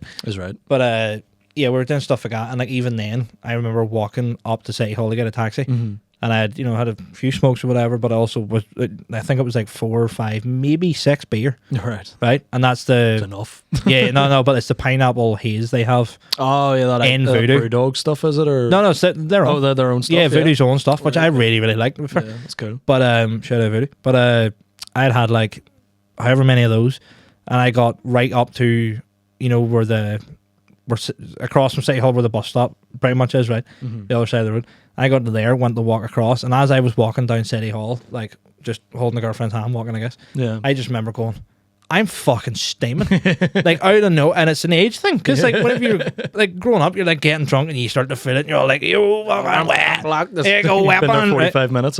yeah, but mine just has like a big slingshot effect to it, where you just drink and you're like, oh, this is coming up nice and mellow. I'm grand. And like, don't get me wrong, adding other things on top of that kind of mellow you out a wee Oh, bit. yeah. But see, whenever one passes the other one, it's like fucking. like As, that. as my ma always used to say, Sierra hits you. Oh, just, I'd here. hit you like Tyson. There's that fucking domestic abuse. abuse style. You know what I mean? Domestic abuse with the air, man. That's right. Fucking H2O. Every time I drink, it hits me. Can't even go near a tap. Fuck. Scared of falling in it. No, but No, yeah. mate, I fell down the stairs. I wasn't pursed. Yeah, no, the air's not hitting me. I can change the air. Oh my god. Look, all I have to do is just open a couple of windows. It'll be all right. It'll be all right. Just No, don't call the cops on him. no, keep the door locked. Keep the heat in. No, He doesn't like it when the window's open. Fucking hell. he doesn't like it when the window's open. That's dark as fuck, isn't it? Like, I would be, well, I mean, if the curtains were shut, no, if I go out there, he'll hit me. By the way, this has come from someone who did actually go through domestic abuse, so shut the fuck up. Yes. Right? Just for context, my ex used to hit me. It's all good. Oh, right. No, He was a big guy. No way. I was gonna say that fucking thing. But yeah, no, like some of the things I would do when people were drinking, or like house parties, or just even sometimes even just sitting with mates. Like there'd be a lot of like random little fucking about things. Like, I'd never really derail someone's night or like fuck them over. Yeah. But like I have a really good way of like just fucking enough with someone that they don't get pissed off. That's right. But at the same time, it's really inconvenient. Oh, you fuck it. You hit that line. You're tiptoeing over it. But Yeah, like literally just right down the middle. But like a few, I'm trying to think of like a few ones that I can talk about probably. Let me see. The one in. I just have to go through the whole story, just make sure it's going to not like, get to the point where I go, oh, I can't tell you. cut that. Yeah. Let me see. Oh, what? Yeah. So, okay, right. So, more or less, down in Carrick, we used to skate in the Carrick skate park, right? Did you skate too, bro? Oh, for a small amount of time. I was more BMX I was into, but like skating was more. I get into it slightly, and then I actually enjoyed filming other people, so I kind of just stuck to that. I forgot Carrick had a skate park. Yeah, learned very, very small amount of things. Really, never actually got successful with like flip tricks, but it was same here. just more like I like to cruise around and film people and just be a part of it. Really, I beat one sponsored skater in a game of skate one time, and I never let it down. Fuck. I never stopped telling people that. Oh my I'd be God. telling people that didn't even skate. I was like, bro, you don't even understand what this is, man. It's like a game of horse and basketball, but with a board on the floor. Man, I did more toe taps than Cristiano Ronaldo here. This is what I'm doing, right? You don't understand the More shit. toe taps than Michael Flatley. Get that in fucking t-shirt. That's right. I want 25%. No, That's the merch. but yeah, like we're down in Carrick skating or whatever, right? And it was my 18th. Yeah. I didn't know that I was getting an 18th. Right. So I was in Carrick skate park with people that were dressed in suits, but they were like, you know, like what? White t-shirt or white shirt, sorry, black tie, dressed, whatever, but like trainers and all that. Yeah. Right? And we're all running around. And bear in mind, back in the day, it was like you were fucking hoofing bongs behind like the fucking wooden thing behind you. So you come out and you're all like, "Wah," you know, like whapped out off like, what was it, Star Dog back then? And like you're just looking at people and everybody's like, Frosty Jack. yeah, people are wearing like trainers, but then like dressed up. And I was sitting going, what the fuck is going on? Why is everybody going to this random house party? What the fuck? Right? So I then was like at one point, oh, I have to go for dinner because I was going to the Curran Court in Larne, right? Before it became like what it is now. It's like a whole different setup. But yeah, I went down and I was going for dinner, and my mum and dad were like, oh, right, sure, come on, we'll go to the older flight for, you know, a pint afterwards. Yeah. And I was like, I can't be arsed. Like, I didn't want to. I actually did not want to go drinking on my 18th. Like, I just couldn't be fucked. I was just like, no. And they're like, no, come on. I was like, no, I don't want Drank to. out of the 18s while, didn't Yeah, I mean, it's just for some reason at the time I was like, no, I like my own space, like do my thing. I don't, you know, that's all very to me. I get you. And eventually, then my mum and dad dragged me round and told me, right, come in the older flight. Now, I've never been in there before, Yeah. so you walk in, you don't go upstairs unless there's a functional or you're part Right, of it. okay. I get you. Yeah. Right, so I walked in. My mom was like, you know, trying to get a drink at the bar, or whatever. Got it sorted. Turned around and then started walking upstairs. My dad walked upstairs, and I walked up, not having a fucking clue where we're going. Right, I opened the door, and there is everyone. Oh, like really? all my mates, like so many ones that were in Carrick, like ours earlier, that I had seen dressed up and didn't have a fucking clue. But it was like it was so sick. But throughout that night, like there was, what was it? Two of my mates were doing like, you know, the feather boas and all. Yeah. Like they were doing strip dances on me because I was on a chair and all. But it's like my mate Jordan who's just like, fucking what's happening? And I'm like sitting there going like, this is weird. My ma's over there and What's I like my this. boner? Why do I enjoy this? No, but like throughout that night, like I just remember like obviously not getting absolutely paralytic, but having a good fucking time, like Yeah. first time out. But we had to walk home. right? And if I remember correctly, it was me, my cousin, and then like two of my best mates. Yeah. And on the way up the road, we started just moving traffic cones, but like all over the place. To the point where, Rearranging the furniture. yeah, to a point then where this became a running joke where we stole them. Like I moved them around and stuff. And then my mate, who I'll not name just for sake of getting, well, he stole things. He has a traffic cone collection. Right. And I'm not joking. He has things you've never seen before. His fucking bedroom looks like a motorway. No, it literally looks like a crash site. Like, it's insane. But yeah, we'd start doing Heading stuff. down the roadworks here. Yeah, do stuff like that. And then what was the other one? Like, whenever I was down south, we were walking through. We went to a Fla festival, right? Yeah. Which this is fucking such a funny story. Like, but we're down there, and as we were traveling around, it was like a town basically that only opened up for a Fla, right? Yeah. But it's like a whole big like main street, whatever. Yeah. And then out of that, there's like a road that goes dead straight for like near a mile, Right. and then there's a campsite.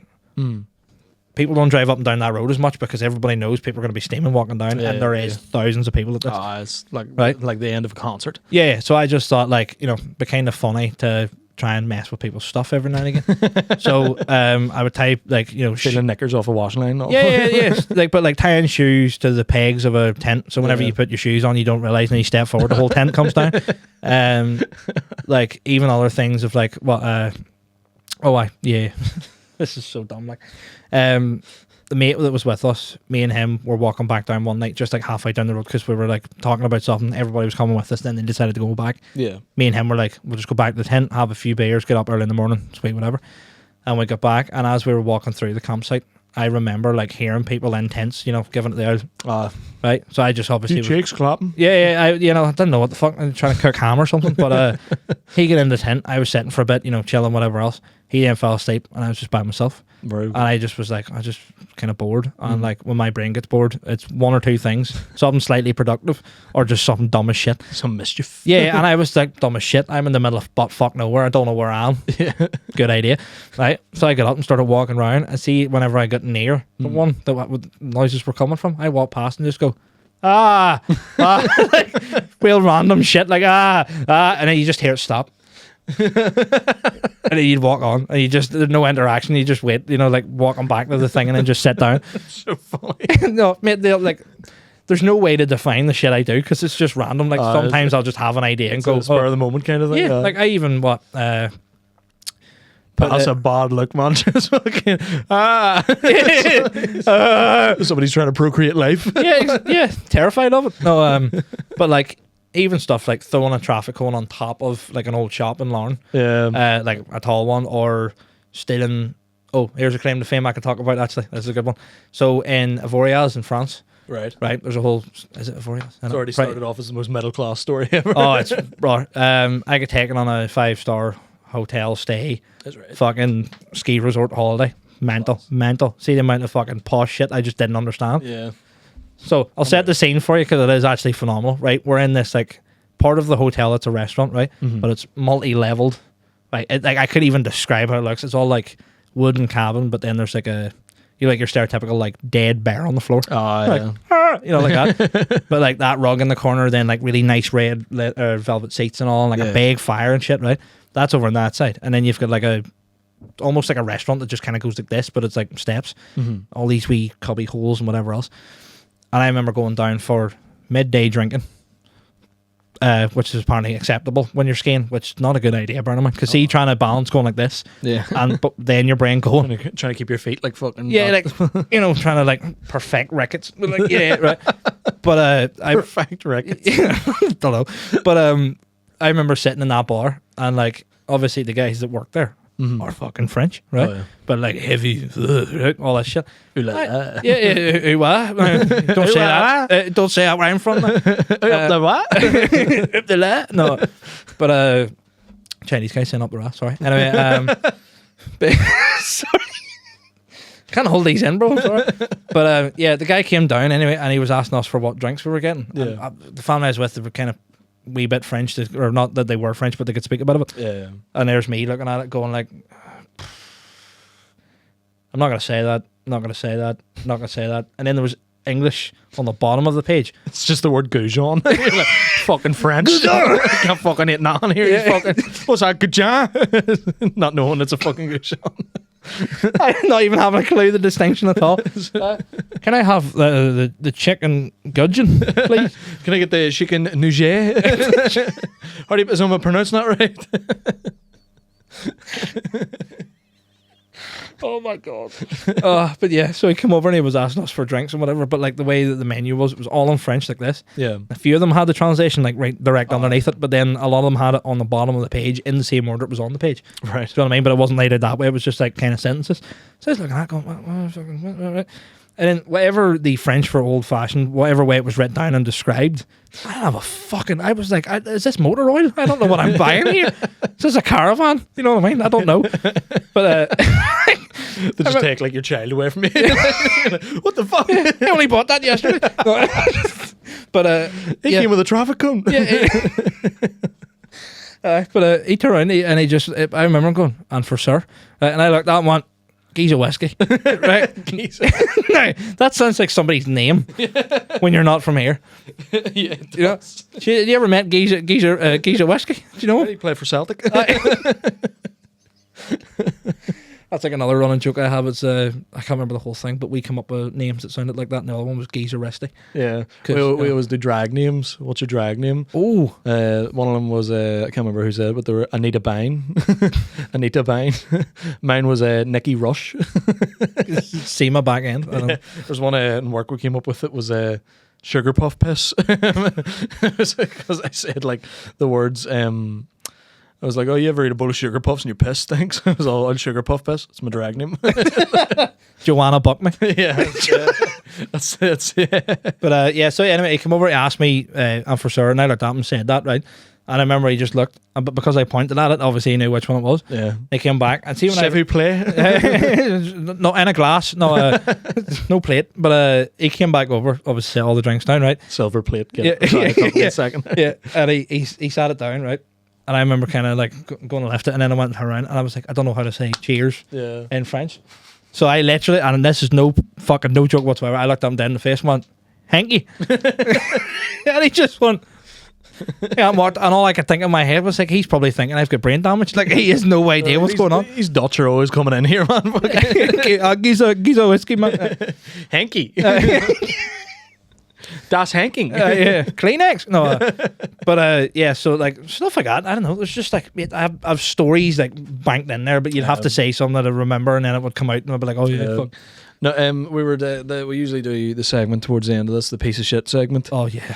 You had said to me earlier that you had wrote down a list of things. I came prepared, ladies and let's, gentlemen. let's instead of doing my list, because I think we've heard mine a few times. Let's see what you've got written down. I'm excited to hear this actually. Have you? No. If you've any new ones, then I definitely want to. I'll try and remember some of if I get the inspiration here from it. Cause I got a list and all. Let me see. Because you said that you'd wrote down a few, and I thought that was funny. You'd said one to me, and I can't remember what it was, but it was fucking hilarious. Yeah. Hold on, we'll get to that. For context, obviously, I'd watched yours and Craig's podcast. Yeah, it's a new segment we started about a month or two ago, where we basically do things that people locally or wherever you're from, basically deciding if you're a piece of if it makes you a piece of shit or not. We've got like suggestions of ones. It's like people saying, "Oh, do you use like wee tea towels or big tea towels to dry your hands?" And you're like, "Fuck, I don't know." Man. Depends on the size of your hands. You know what I mean?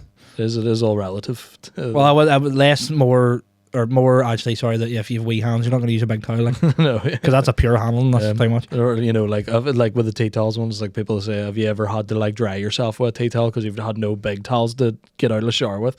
And I'm like, "Oh, that would make you a piece of shit." Like, you know. I mean, yeah, but at the same time, that's just per plan. So I heard. Sorry, so just one, just to start us off. What? Someone said to me, one that I noticed my mum doing.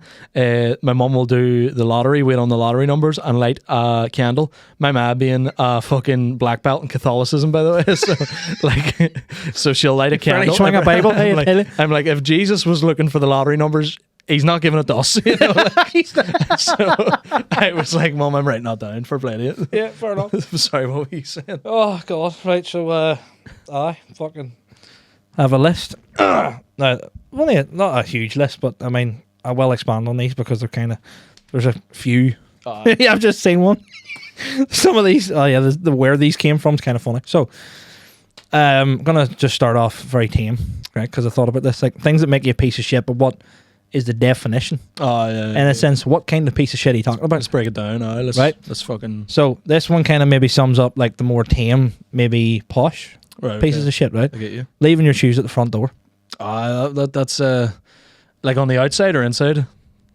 Well, Are you walking in and kicking your shoes off, or are you kicking your shoes off at the front door because you've fucking worked, you've been to football or something like that? No, well, I know that's different. So that's situational. But like, you know, whenever you walk on someone's house and they're all like, and maybe it's carpeted and like the nice tile and all, and they're like, I'll take your shoes off. But like, no, I bought these. Fuck off. You know what I mean? These socks are 9 years old, mate. You do not want me to take these shoes off. Like by your own. Jammed up here. I am fucked. Everyone's dead. You know. Like, do you want to see all of my toes? That's what we need to figure out here. Don't they? I'd be kicking the shins. Everybody. Really? I'm doubling down, man. I'm taking the socks out too. You know. Terrible enough. I think that's a pretty good one. I think whenever I move out here, I probably will be doing like those sort of rules, depending on who's coming in through the door. You know, like if it's well, if they're in a wheelchair, you're hardly gonna ask. I was building up to that. Oh, that's so good. Thank fuck that actually happened. Yes. There's the clip. Oh fucking hell, Jesus Christ! Yeah, it was a good one. Imagine that. Can you take your wheels off there? Sorry. I like that one. It was good. Great person. So then, the next one's just more of a diss for the sake of it. Craig, sort your feet out. Wearing Crocs in general. Wearing Crocs. Very obviously, well known, but. I wear Birkenstocks. I'll wear like wee open-toed Birkenstocks because I like those. What for? What like, purpose does your toes being outside of it? They're just basically like glorified slides, essentially. And the worst about it is, this is the trashy part for me. Right. I wear socks with them, so I'll be kicking about in socks and these like wee black sandals and I look like a piece of shit. Like I look like someone you do. I look like a deal mild drugs, Like, no, not even. You buy fake watches, well, knowing they're fake. I look like I work in a shop that sells you single fags, like 50p, 3 for £1. So wait, what? You've lost an entire fag. The Crocs thing. I just don't like them. I think they're fucking weird. I get it. They're also just. There's no outfit you can pull them off with either. It's definitely like if you're wearing them, hide them. Like there better be no company over when you're wearing them. You'd have to be fully like 70s jumpsuit, right? Then it might look alright, but even then you've still got basically rubber sandals on. That's kind of weird. There's no way to wear them without looking like a fucking toddler. Like no, there is that. So Craig wears them. Right. He'd like fucking 8 foot tall or something. Right, so imagine what size his feet are, right? Yeah. See, the first time I seen one of his Crocs sitting defeated. It looked like a fucking canoe for a cat, lad. It was huge. You know what I mean? See, when you first said that, you said defeated. I thought you meant it had been defeated. It was just sitting there all sad. It's just fucking, I've lost, bros. Just the wee, what do you call it, the wee handle thing? It's just like lying off on one side. Then I thought about it. I was like, oh, it's been off the defeated. It's a brilliant word. Mate, his Crocs are that long. They're alligators. Like. Steve Irwin's trying to wrestle him. Can you tell what it is yet? Oh, that's Rolf Harris. Never mind. Totally different meaning there. Oh, Jesus.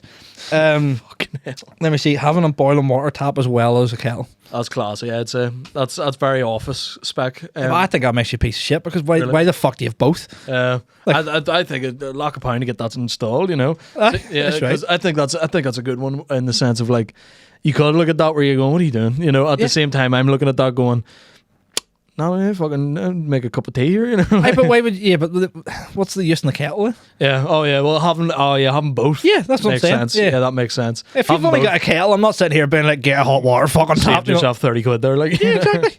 Yeah, that's a good one. Another thing I always think is classy that people do. You ever seen like a sink? And they've got a hose as well. Oh, why? Yeah. So like if they're doing the dishes, they've got the top. And then they whip out the wee hose and hit that fucking. See, like as someone that has been a KP at some point in my life and like had to do dishes, I wouldn't look at that and go, "It's a piece of shit." I'd be like, "The fuck with that," Because I love that. there do be dishes that be fucking hard to do. Like, Or just get a life and get a fucking dishwasher. that's right. Yeah. Mine's called Abby. Damn it, you beat me to it. God damn it. Remember I was nice to you earlier, Abby? This is the other side.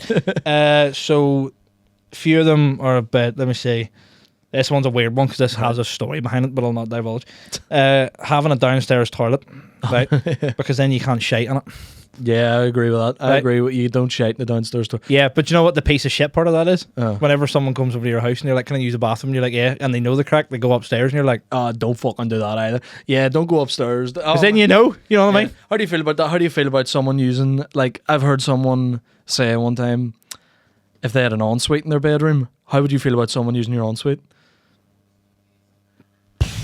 Because the apartment we're moving into, we have an ensuite. Right. I don't know. I've seen He's already like, you're not shiting on it. see if someone walked into my. That's where I'm going to do. Like, even if people are over, I'm not using the main bathroom. That's the guest bathroom. That's your ensuite. But I mean, but if I'm using the ensuite for everything, like I'm, But yeah, no. If, twos on threes. if it's my ensuite, then nah. Well, I mean, me personally, I couldn't give a fuck. could you use somebody else's ensuite? Oh, what?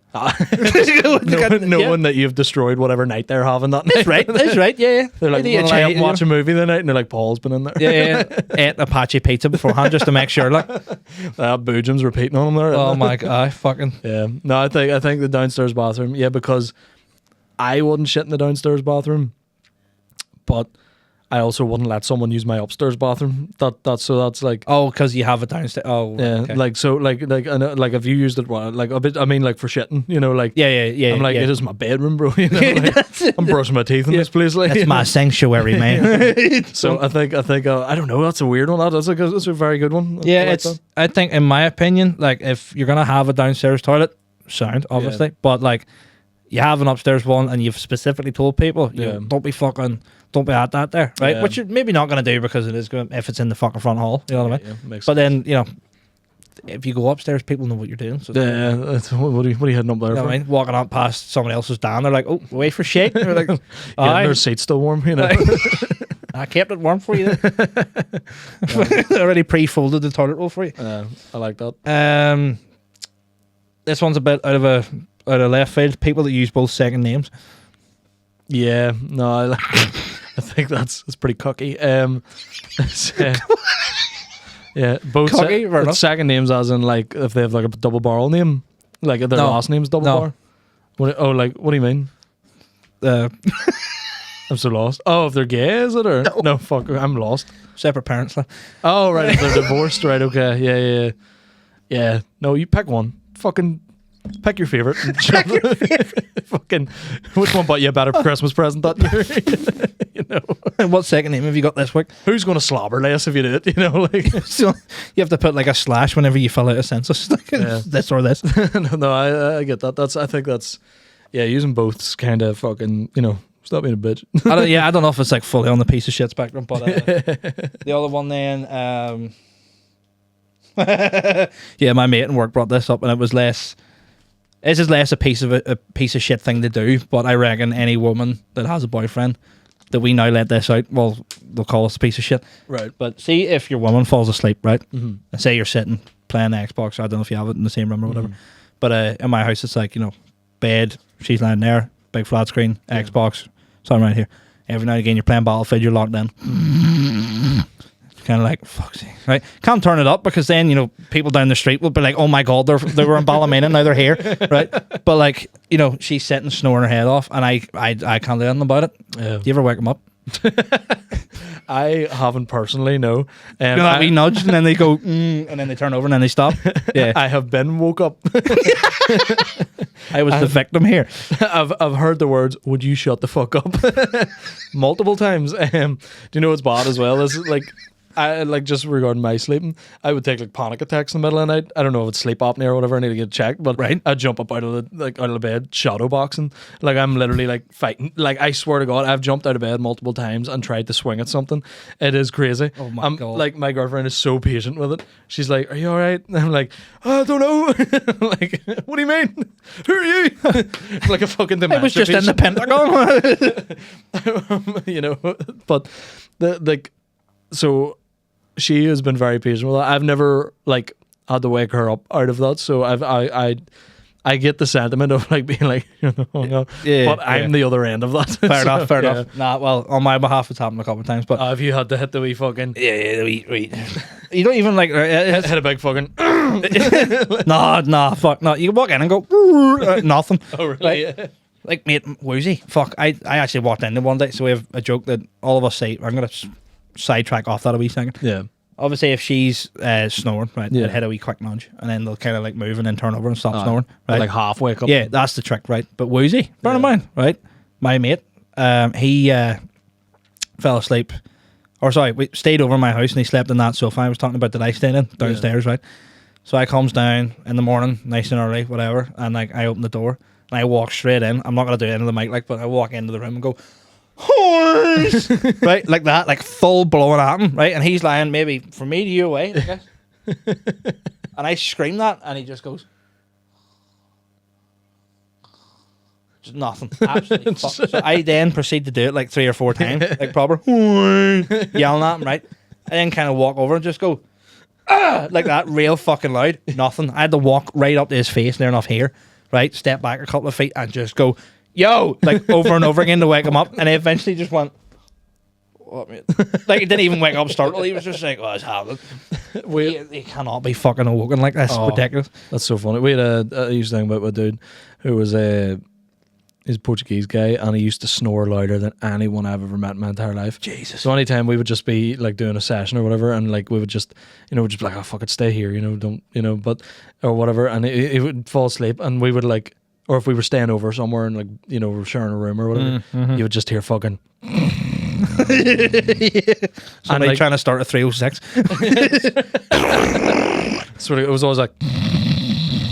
And we would literally, like, I had to look over at him, and I swear to God, me and my mate would like look at each other, and we'd go, and we would look around at him, and he would go, and we would go, Oh my God. did you snore yourself awake? And he'll go, that scared the fuck out of me. I'm like, did you Oh my honestly God. snore so loud that you woke yourself up?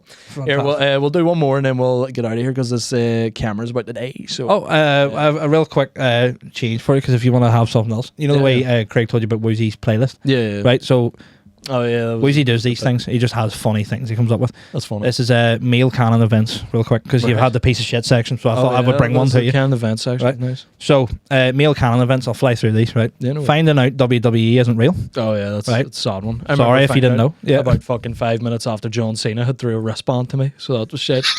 Yes! I was like, this means nothing to me. finding the R3 button. Oh yeah, that was a Yeah. that was a big one. Let me see. Finding out is lower than you think. Is what lower? Yeah, it's lower than you think. Oh yeah. First all-nighter, first cigarette, obviously stuff like that. One of my personal favourites is Rey Mysterio unmasked. Oh yeah. And then you go, he looks nothing what I wanted him to look. City Hall goth phase. First yoke. First jobs in that order. We're all in the same place. Immortal Technique. Oh yeah. Oh, the fucking that song. We all know the song, don't we? Yeah. Dancing with the Devil or something it's called, isn't it? Summer 2016 is another good one, but my personal favourite, just because, Black Ops 2. Oh yeah. And if you went through that phase of life, Yeah. there's just something different about you as a person, like, I think. You've become a good person, yeah. Oh, wow. Yeah. Or a scumbag. Either way. We'll find out. It all tied into the piece of shit segment. Yeah. Those things make you a piece of shit. I don't know if you're like chilling out or whatever off this or whatever we're doing. Of course. Thank you for coming on the podcast, man. You're fucking Not a nice. worries. Yeah, have you anything to plug? We did a big plug at the start, so I'm a bath leaking. No, fucking. this guy, what? Yeah, just good at it. the like. comedy after Oh, this. why? Fucking do everything. Oh, yeah, nah.